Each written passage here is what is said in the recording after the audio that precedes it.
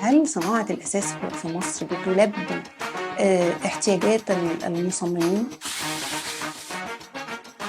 أو يعني على قدر طموحات المصممين؟ الفترة الأخيرة طبعا مم. بشكل قاطع، طبعا الفترة الأخيرة جدا، لأن هندسنا صناعة الأساس. احنا ما كانش عندنا ظهور أو وجود للمهندسين في الجزء ده مم. من البيزنس.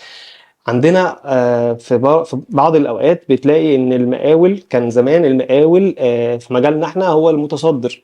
لما اتنظمت الأمور وبدأ يبقى فيه مهندس ويبقى فيه مقاول، بدأت الأمور تبقى أحسن. مم. كذلك في صناعة الأساس، احنا النهاردة على سبيل المثال دمياط فيها كنوز، مم. بس لما بدأ المهندسين يقتحموها ويكونوا أصحاب براندات، وهم اللي بيقودوا المنظومة دي، بقت ناجحة جدا، وبقى في تفاهم بين مهندس الديكور مم. ومهندس تصنيع الأثاث أو المصنع. مم. لا وأصبحت ملاحظات المهندس تؤخذ بعين الاعتبار وما يتقالش هي عادي دي تعدي، ما هي حلوة اهي. لا لا.